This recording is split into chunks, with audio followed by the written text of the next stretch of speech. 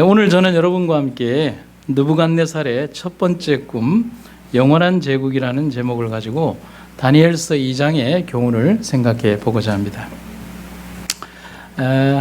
상당히 여러 주 전에 다니엘의 두 번째 꿈이라는 제목으로 다니엘서 4장을 말씀드린 내용이 있는데 그 전반부의 얘기라고 생각을 하시면 되겠습니다.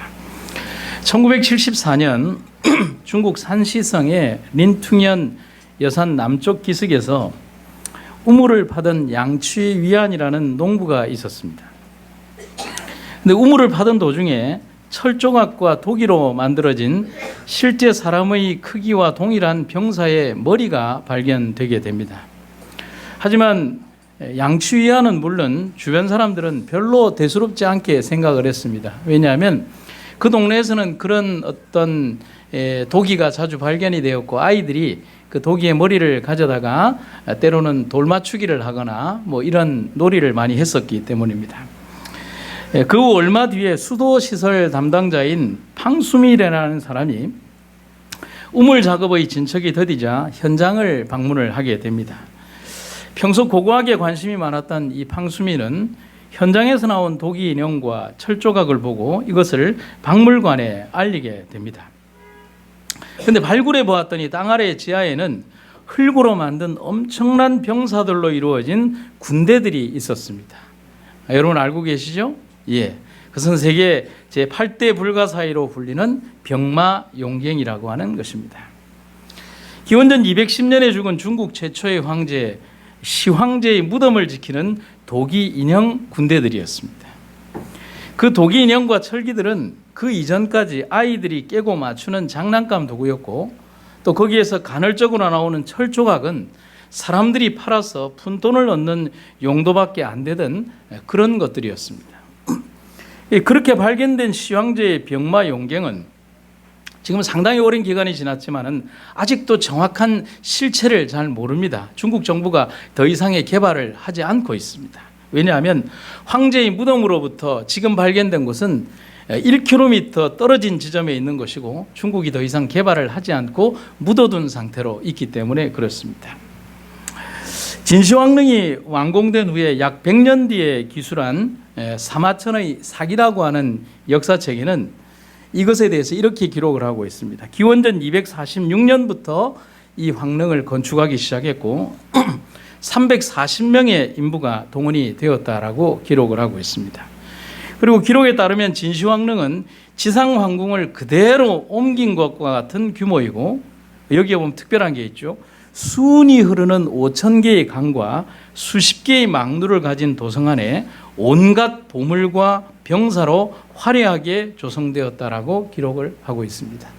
그래서 아주 오랜 기간이 지난 지금에 와서도 그 황릉이 아주 완벽하게 병마용갱들이 완벽하게 조성이 되어 있고 또 함부로 발굴하지 못하는 이유는 그것을 둘러싸고 있는 많은 흙들 안에 수은의 함량이 너무 많기 때문에 함부로 발굴할 수도 그리고 부장품들은 완벽하게 보존이 되어 있다는 사실입니다. 그런데 진시황릉은 지상궁전을 재현한다는 개념으로 지어졌고 그리고 완공이 된 후에는 도굴을 막기 위해서 동원되었던 상당히 많은 인부들을 그 도굴산 속에 넣고 바깥에서 구리로 밀봉을 해버렸다고 합니다. 그래서 전체의 그 기술자들과 동원된 인부들이 그 안에서 전부 다 질식사했다는 것입니다. 2003년 1월 9일에 진시황릉의 부장릉이 발견이 되어서 진시황릉이 병마용뿐만 아니라 실제 황궁을 재현한 것임을 다시 한번 확인해 주는 엄청난 규모의 부장품이 바로 이 병마용갱이라고 하는 바로 이것입니다. 여러분 한번 생각을 해봅니다. 여러분들 보시기에는 이 병마용갱과 진시황릉의 이 궁정이 무덤으로 보이십니까? 아니면 다른 것으로 보이십니까? 뭐 당연히 무덤이겠죠. 그런데 제가 한번 이걸 보면서 생각을 해봤습니다. 이게 과연 무덤으로 지은 것일까?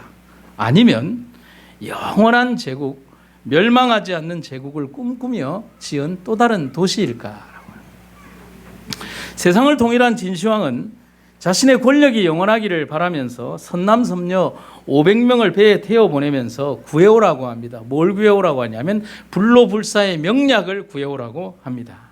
여러분, 이 블로불사의 명약은 있지도 않을 뿐더러 있다고 해도 갖다 주겠습니까? 자기들이 먹고 말지. 이 세상을 지배했던 모든 권력자들을 가장 가슴 아프게 한 것은 돈이나 다른 게 아니라 시간이었습니다. 한 평의 땅도 가지지 못한 천한 백성도 100년 안쪽의 삶을 살지만 온 세상을 정복한 그들도 100년 안쪽의 삶을 사는 것으로 그쳐야 했기 때문에 그들이 가진 권력이 많으면 많을수록 시간이 너무나 아까웠다는 사실인 것입니다. 그래서 대제국을 건설한 모든 황제들은 영원한 제국과 영원한 삶을 꿈꿨습니다. 그리고 그것을 언제나 바랬습니다. 하지만 단 한 명도 이룬 왕들은 없습니다. 오늘 우리가 배우게 되는 주인공 느부갓네살도 그랬다는 사실인 것입니다. 오늘 우리가 바로 그러한 다니엘 2장의 역사를 통해서 영원한 제국에 대한 이야기를 한번 생각해 보고자 합니다. 느부갓네살 2장에는요, 한 왕이 꿈을 꾸는 이야기로 시작이 되고 있습니다. 이방의 왕이었지만 바벨론의 왕 느부갓네살은 하나님이 주시는 계시를 2번씩이나 받았습니다. 다니엘 2장과 4장에 그 내용이 나옵니다. 그런데 그 2번의 꿈은 느부갓네살 개인은 물론이고 세상 역사의 마지막을 살아가는 우리들에게 나침판과 시금석의 역할을 하는 중요한 계시가 되고 있습니다. 그런데 느부갓네살의 첫 번째 꿈, 다니엘 2장에 등장하는 첫 번째 꿈은 느부갓네살 왕의 통치의 절정기에 꾼 꿈이라는 사실입니다. 다니엘 2장 1절에 보면 느부갓네살이 위에 있은 지 2년의 꿈을 꾸고 그로 인하여 마음이 번민하여 잠을 이루지 못한지라. 여러분, 다니엘 2장의 이야기는 이렇게 시작이 됩니다. 왕이 꿈을 꾸었다. 그런데 그 꿈 때문에 더 이상 잠을 잘 수도 없었고 시간이 지나도 마음이 편하지가 않았다는 사실입니다. 바벨론의 왕들은 자신이 어려운 판단을 해야 하거나 어려운 문제를 풀거나 지금처럼 어떤 난해한 꿈을 꿨을 때 왕궁 내에 있는 박수, 술객, 점장이, 갈대아 술사 같은 사람들의 힘을 빌어서 모든 것을 다 해결했습니다. 그러니까 다니엘도 바로 그러한 학문을 배우도록 종용되었다는 사실이죠. 그런데 이번에도 그러면 됩니다. 자기가 꾼 꿈을 이 박수, 술객, 무당, 점쟁이 이런 사람들을 불러서 바벨론 궁정 내에 있는 3,000명이 넘는 그런 박수, 술객들을 데려다가 꿈을 해결하면 됩니다. 그런데 예전과는 다른 문제가 있었다는 사실이죠. 어떤 다른 문제냐면 그것은 바로 왕이 꿈을 꾸기는 했는데 꿈이 주는 느낌만 있지 꿈이 기억이 나지 않는다는 것입니다. 이해가 가십니까? 뭐 예를 들면 이런 거와 같은 것이죠. 칠판에 글을 쓰고 지우고 나면 윤곽은 있는데 글이 안 읽어지는 것과 같은, 여러분 답답하지 않습니까? 그래서 예전에 수업을 받다가 그게 어떤 글인가 보고 싶어서 이렇게 창 쪽을 보고 옆에서 이렇게 보면 글씨의 윤곽만 남아있고 절대로 글을 읽을 수 없는 답답한 모습들. 느부갓네살은 꿈을 꾸었는데 그 느낌이 남아있었습니다. 꼭 알아야 하겠다. 그리고 알지 않으면 안 되는 아주 긴박한 그 꿈이고 그리고 자기에게 주는 아주 명백한 기별이라는 사실을 느끼게 되었던 것입니다. 여러분, 저희들 개인적인 얘기를 좀 하나 들려야 될 것 같습니다. 혹시 뭐 지금은 아니겠지만 예전에 점을 보신 분들 혹시 있으십니까? 사주나 궁합이나 이런 걸 보신 분들이 있을 수 있겠습니다. 예전에 하나님을 믿지 않으셨던 저희 어머니가 제가 신학교에 다니면서 내가 여자를 사귄다고 하니까 첫 질문이 어디 여자고 그러더라고요. 그래서 제가 충청도 여자입니다 라고 했더니만은 우리 어머니 말씀이 그럼 됐다 결혼해라 그러더라고요. 우리 어머니가 충청도 여자를 굉장히 좋아하셨던 모양입니다. 그러고 나서 저희 어머니는 뭐냐면 살짝 정보를 캐어서 궁합을 보러 가셨습니다. 저한테 얘기하면 혼나니까. 근데 저희 어머니가 궁합을 보러 간 집이 흔히 말하는 꽤 용한 집이었습니다. 여러분, 보통 우리가 사주나 궁합을 보는 집들이 두 종류가 있죠. 하나는 제가 예전에 역술인을 한 분을 이렇게 침례를 드린 분이 있는데 한 8개월 정도를 공부하고 침례를 드렸는데 이분은 신을 받은 역술인이 아니라 주역을 공부해서 역술을 하셨던 분입니다. 그래서 그분은 성경을 가르치는데 아주 잘 받아들이고 나중에 받아들인 다음에 집사까지 되셨습니다. 근데 이분은 주역을 공부한 그분이 아니라 신기를 받은 이 점쟁이였습니다. 그러니까 저희 어머니가 그분에게 용하다는 얘기를 듣고 그분에게 가서 소재를 가르쳐 줬습니다. 소재가 뭔 줄 아시죠? 저와 집사람의 사주, 그걸 소재라고 합니다. 사주를 넣고 궁합을 봤습니다. 여러분 보시기 어떻게 나왔을까요? 여러분 말씀 잘 하셔야 합니다.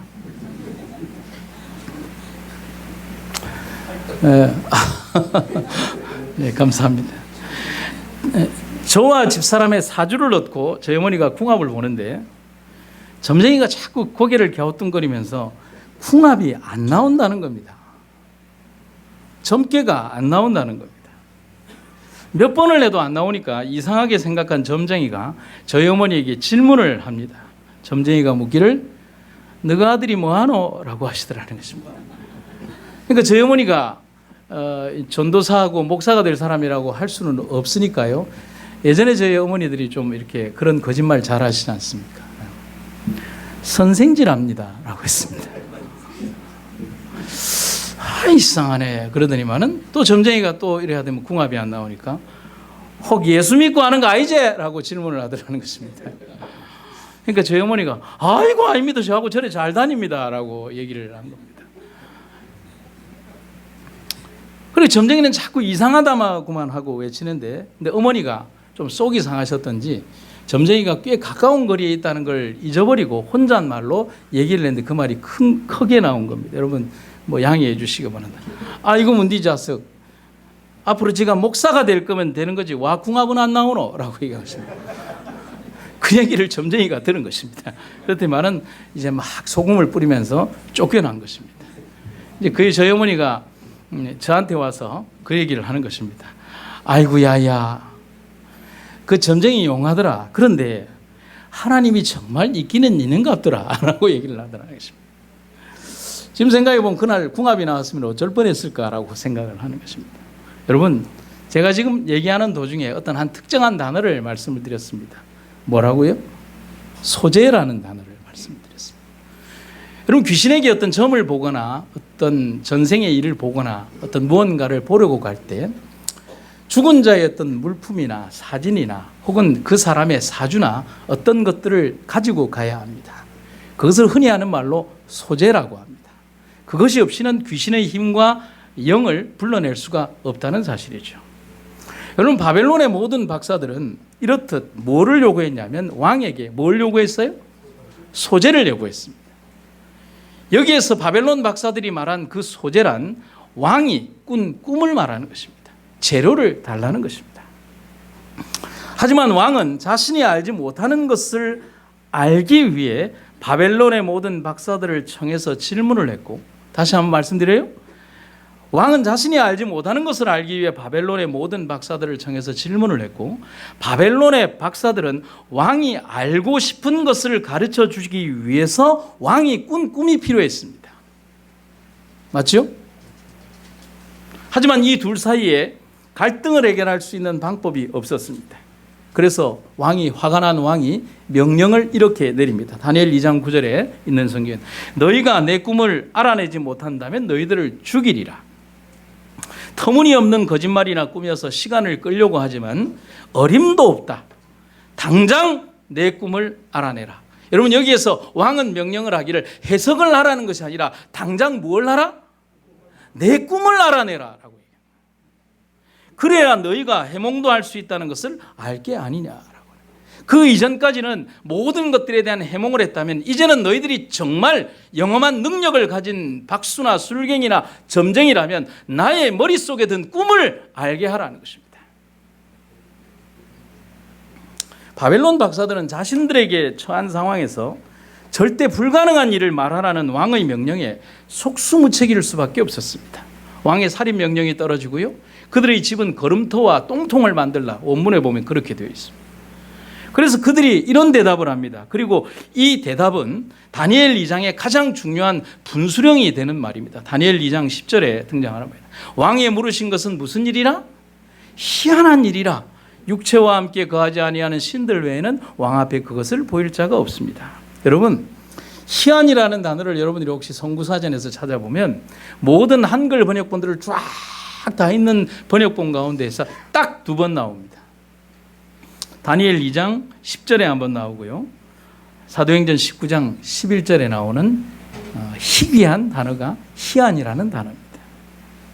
사도행전 19장 11절에 보면 하나님이 바울의 손으로 희한한 능력, 기적을 행하게 하시고, 이것은 뭐냐면 희귀한 일이라는 사실인 것입니다. 진기한 일이라는 사실입니다. 곧 그것을 보일 자가 있다 없다는 것입니까? 바벨론 궁정의 박사들이 이렇게 희한이라는 단어를 쓴 이유는 뭐냐면 왕 앞에 그것을, 왕이 꾼 그 꿈 자체를 당신들에게 누구에게나 보여줄 수 있는 신이나 어떤 능력자들이 없다는 사실을 말해주고 있습니다. 그리고 그것을 보일 수 있는 신이 있다면 참 신일 것이다 라고 얘기를 하는 것입니다. 여러분, 제가 질문을 드리죠. 이 꿈은 누가 주신 꿈입니까? 누가 꾸게 한 꿈입니까? 뭐 대답이 이렇게 힘이 없어요.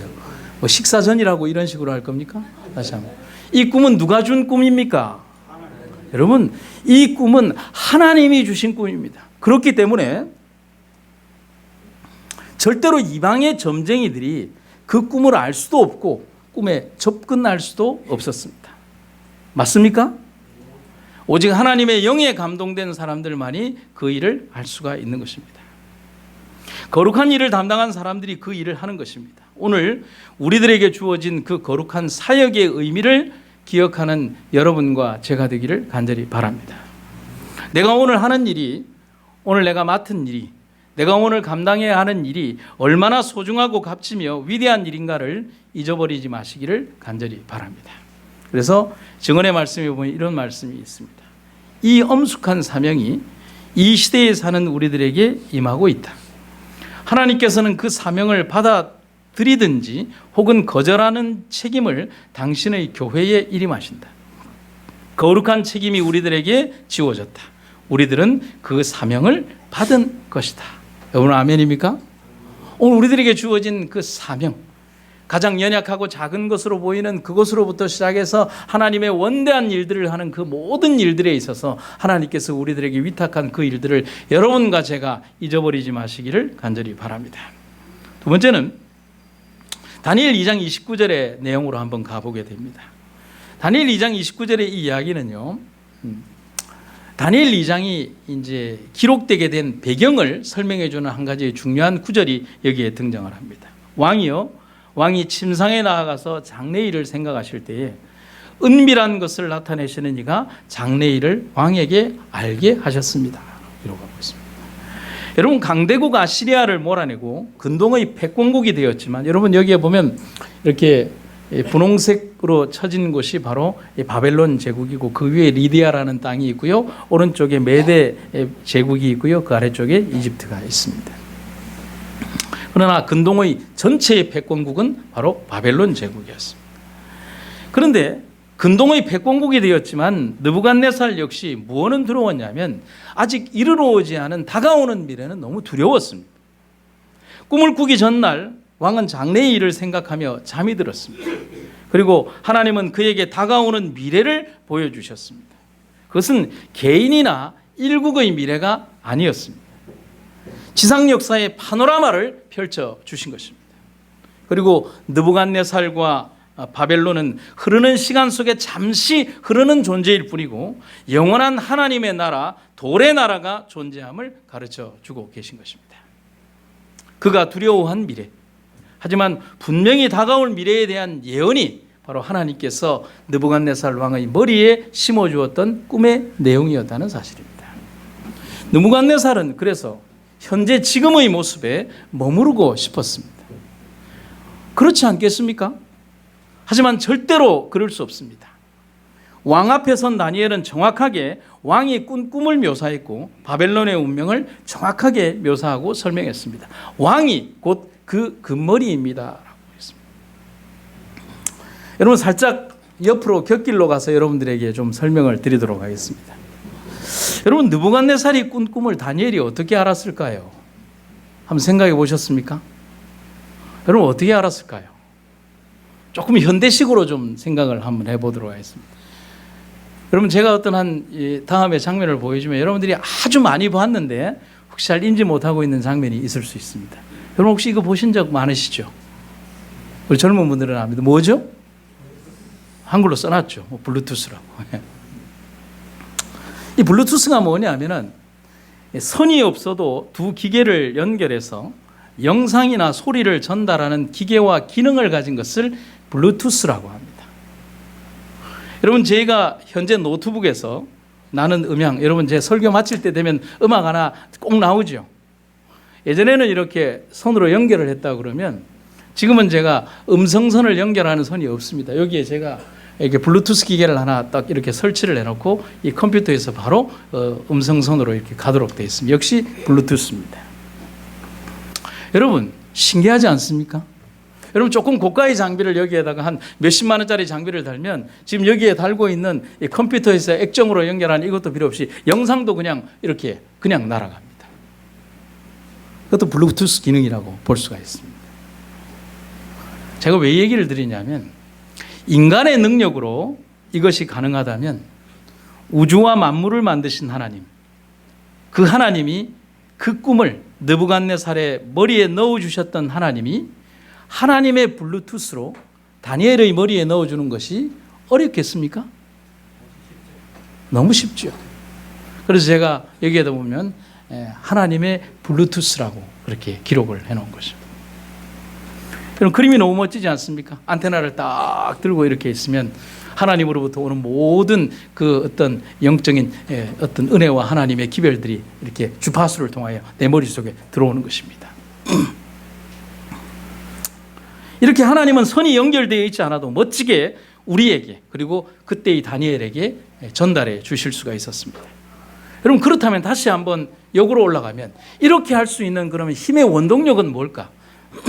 여러분, 블루투스가 유지되기 위해서는 꼭 하나가 있어야 되는데 전원이 연결되어 있어야 합니다. 그런데 따로 이렇게 아답터를 연결하지 않아도 여기에 있는 아주 미량의 전원, 아주 0. 몇 볼트의 전원들이 이렇게 흐르거든요. 그 미량의 전원만으로도 그게 연결이 되는 것입니다. 그러면 우리의 어떤 영적인 블루투스를 연결하는 전원은 뭔가? 여러분, 뭐라고 생각하십니까? 기도이죠. 아멘입니다.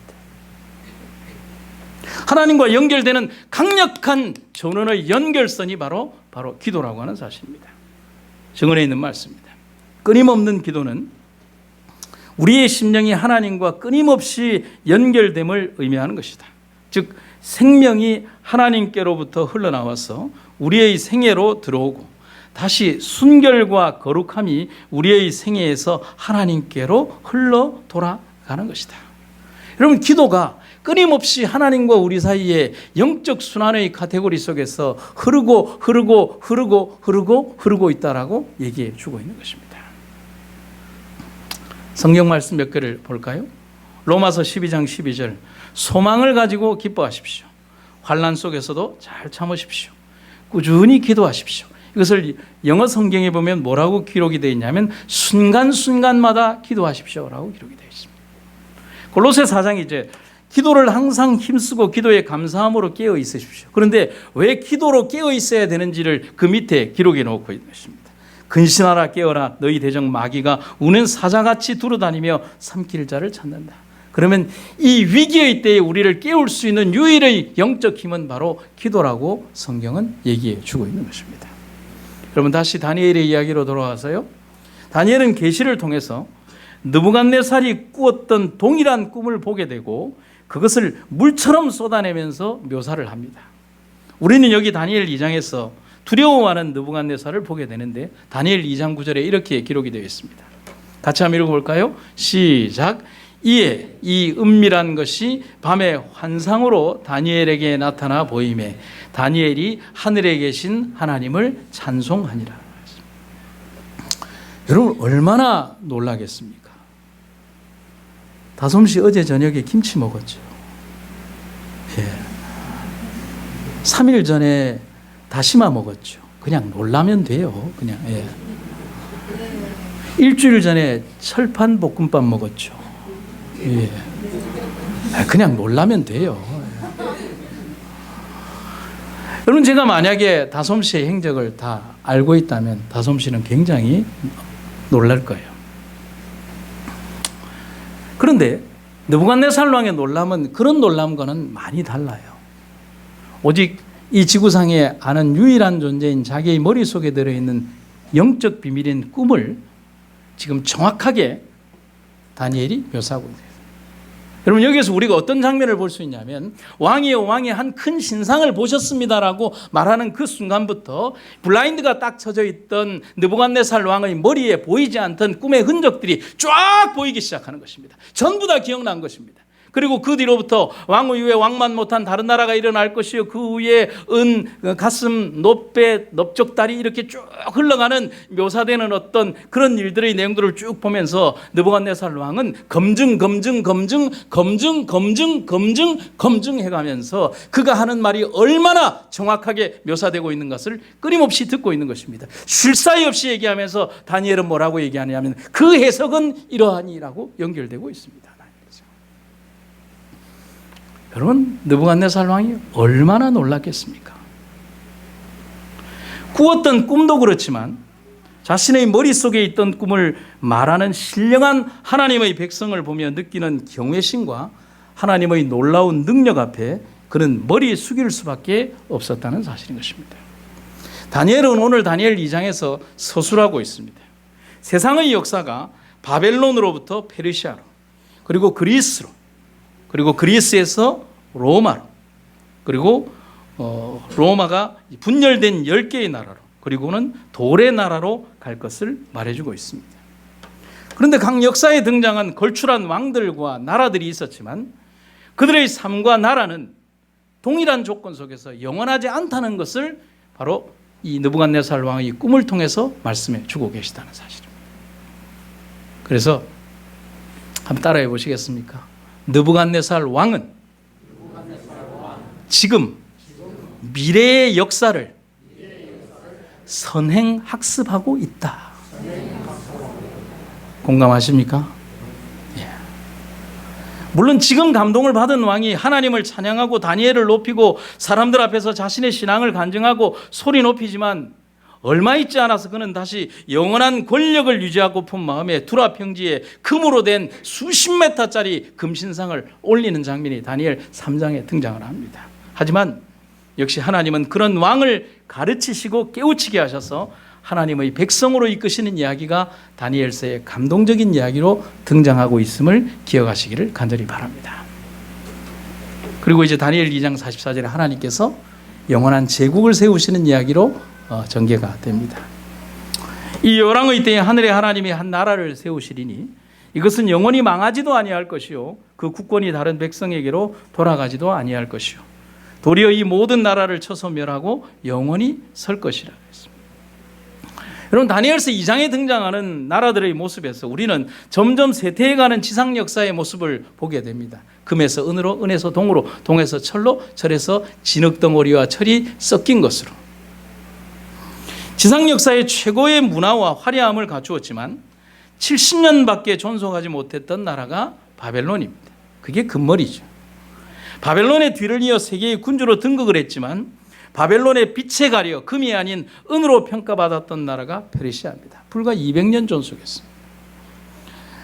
마게도니아의 작은 변방에서 시작해서 그리스를 넘어 페르시아와 전 세계를 구릿빛으로 물들인 알렉산더의 제국도 그가 죽기 전부터 시작된 권력의 암투로 로마에 점령되기까지 4개의 국가로 분련된 상황을 겪는 것이 바로 그리스의 알렉산더입니다. 그 다음에 등장한 철의 나라 로마는 엄청난 힘은 가졌지만 역시 영원한 권력을 유지하지 못한 채 북방의 야만족 게르만 민족에게 점령당하고 10개의 국가로 찢겨나가는 결과를 맞이하게 됩니다. 권력과 국가가 영원하지 않음을 보여주는 성경의 예언입니다. 지금 우리가 살고 있는 세계의 모습도 불과 2, 3세기 안쪽의 역사를 가진 제국들이 군웅할거하는 이야기들밖에 없다는 사실이에요. 여러분, 세계 최강대국이라고 하는 미국의 역사는 불과 200년밖에 되지 않습니다. 여러분, 그렇지 않습니까? 세상의 역사에 영원함이 없다는 사실을 우리가 기억하시기를 간절히 바랍니다. 그럼 알렉산더 이야기를 좀 해야 될 것 같습니다. 대제국을, 여러분, 알렉산더가 아리스토텔레스를 자기의 개인 스승으로 모시고 25살에 황제가 된 이후에 세계 정적 경쟁을 벌인 다음에 33살 될 때 불과 8년 만에 온 세상을 다 점령했습니다. 온 세상을 점령하고 난 다음에 알렉산더가 너무 슬퍼했습니다. 그 이유는 이 세상에 더 이상 정복할 땅이 없어서 슬퍼하고 통곡했다라고 기록하고 있습니다. 정복지에서 이집트로 돌아온 돌아온 후에 이집트의 알렉산드리아라는 도시를 세우고 알렉산더 대제국의 수도를 거기에 건설을 합니다. 지금도 이집트에 가면 알렉산드리아라고 하는 도시가 있습니다. 하지만 그곳에서 알렉산더는 목적을 상실한 채 살아갑니다. 그래서 습지열이라는 풍토병으로 죽어갑니다. 그가 죽게 되었을 때, 아직 죽지도 않았는데 죽게 되었을 때 휘하의 수백 명의 장수들이 알렉산더의 그 병상으로 와서 이렇게 질문을 합니다. 대왕이시여, 이 큰 대제국을 어찌하고 떠나시려 하십니까? 그때 알렉산더가 이런 대답을 하죠. 힘없이 주먹을 들어 올리면서 힘 있는 자가 가지라 그랬습니다. 이 역사에 등장하는 참 유명한 말입니다. 알렉산더의 유언에서 우리는 배울 수가 있습니다. 인간이 세운 권력과 나라는 영원한 것이 아님을 말합니다. 알렉산더도 알고 있습니다. 자기에게 유복자가 있고 또 다음의 후계자가 있겠지만, 그러나 힘이 없는 자는 이 권력을 유지할 수 없고 누군가는 또 다른 권력의 틈바구니에서 이 나라가 영원하지 않다는 사실을 알렉산더도 알고 있었기에 힘 있는 자가 가지라고 얘기하는 것입니다. 그럼 알렉산더의 그 뒷이야기를 좀 말씀을 드리면, 그 전의 이야기를 말씀드리면, 알렉산더 대왕이 그리스 반도와 당시 최강 대국인 페르시아를 격파한 다음에 멀리 동방의 인도까지 정복을 했습니다. 위풍당당하게 돌아오는 길에 페르시아 건국의 영웅인 고레스 왕의 무덤을 찾게 되었습니다. 그는 고레스 왕의 무덤 비석에 새겨진 이런 글을 읽게 되었다고 합니다. 이 내용입니다. 고레스 왕의 무덤 비석에 있는 글입니다. 훗날 이 땅을 점령하는 사람은 내가 묻힌 이 한 평의 땅을 나에게 빌려다오. 나는 후일 반드시 다른 사람이 이 땅을 점령할 것을 알기 때문이다. 여러분, 참 우리가 많이 기억해야 될 위대한 왕의 유언이라고, 비문이라고 할 수가 있습니다. 이 비문을 읽고 난 알렉산더 대왕이 이렇게 탄식을 했습니다. 그렇지, 내가 지금 점령한 이 땅도 언젠가는 다른 사람이 점령하겠구나. 그리고는 그가 임종을 맞이하게 되었을 때 그는 이렇게 마지막 유언을 했다고 하는 것입니다. 형제들이여, 내 장례를 치를 때 내 손을 관 밖으로 나오게 하여 주시오라고 말했습니다. 그 이유가 뭔지 아십니까? 온 세계를 정복하고 모든 영광을 손아귀에 쥐었던 알렉산더 대왕도 세상을 떠날 때에는 결국 빈손일 수밖에 없다는 것을 보여주기 위함이라는 사실입니다. 사랑하는 여러분, 이 땅 아래에 영원한 것은 없습니다. 오직 영원함은 하나님밖에 없음을 우리가 기억하시기를 간절히 바랍니다.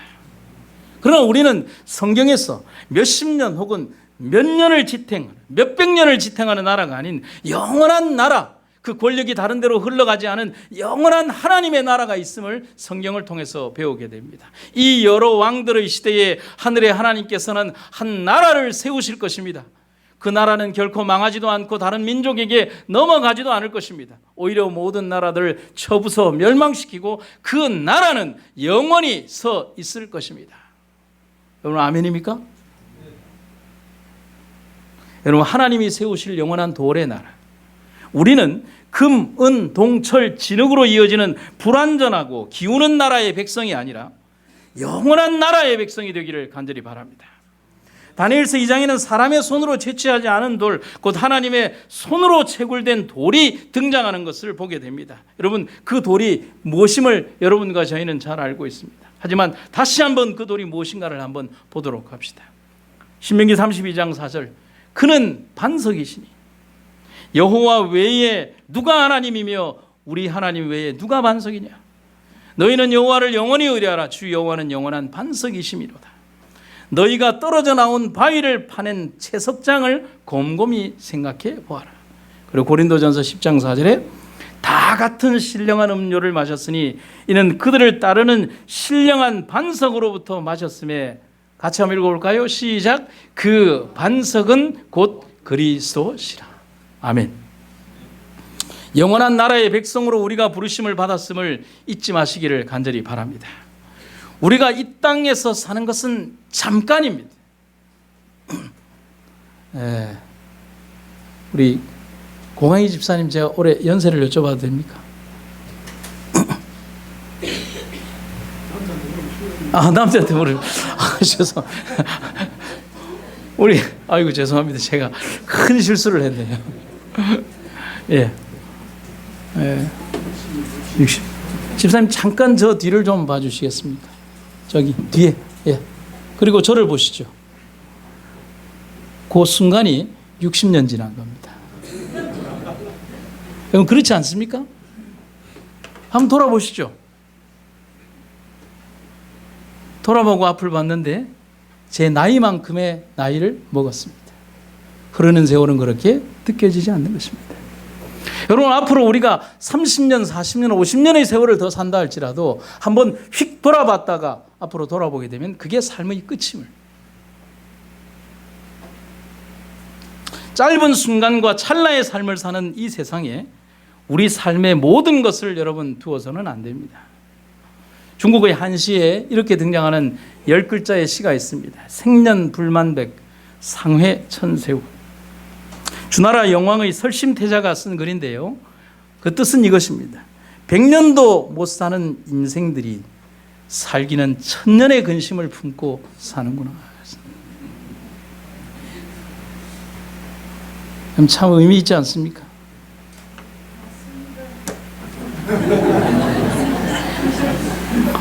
시인의 단식에서 여러분, 우리의 모습을 보게 됩니다. 아니, 저의 모습을 보게 됩니다. 영원한 나라가 있음을 믿고 살아간다고는 하지만은 끝없이 이 땅에 영원한 재물을 쌓으려고 하는 이들이 우리 그리스도인임을 여러분 회개해야 하지 않겠습니까? 아무리 견고하게, 아무리 높이, 아무리 좋은 것을 쌓는다 할지라도 이 땅의 것은 영원하지 않으며 내가 그것의 주인 되지 못한다는 사실을, 여러분, 등기부등본상에 여러분들의 이름이 아무리 박혀있다 할지라도 그것이 나와 영원히 함께하지 않는다는 사실을 우리는 잊어버리고, 너무 자주 잊어버리고 살아가는 것입니다. 100년의 삶도 겨우 살면서 1000년어치 세상에 대한 욕심을 지니고 살아간다면 하늘은 언제 가겠습니까? 여러분, 영원한 나라가 도래하고 있습니다.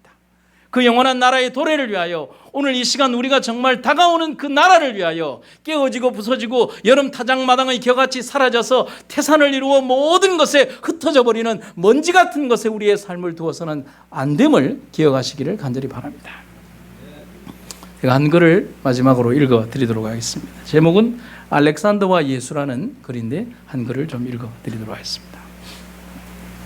알렉산더와 예수. 알렉산더는 왕궁에서 태어났고 예수는 마국간에서 태어났다. 알렉산더는 왕자로 태어났고 예수는 목수의 아들로 태어났다. 알렉산더는 왕좌에서 고귀한 왕으로 죽었으며 예수는 십자가에서 조롱받는 왕으로 죽었다. 알렉산더의 일생은 위대한 성공으로 보이고 예수의 일생은 실패한 것으로 보인다. 알렉산더는 자신의 소유를 위해 수십만 명의 피를 흘렸다. 하지만 예수는 전 인류를 위해 자신의 피를 흘렸다. 알렉산더는 영광의 바벨론에서 죽었고 예수는 수치의 갈보리에서 죽었다. 알렉산더는 모든 왕국을 정복하였고 예수는 죽음을 정복하였다. 알렉산더는 모든 인간을 노예로 만들었고 예수는 모든 인간을 자유롭게 하였다. 알렉산더는 역사를 만들었고 예수는 역사를 변화시켰다. 그리고 제가 그 밑에 한 구절을 이 작가의 의도와는 상관이 없이 첨언을 했습니다. 마지막 구절에 알렉산더는 빈손으로 돌아갔고 예수는 빈 무덤을 남기셨다.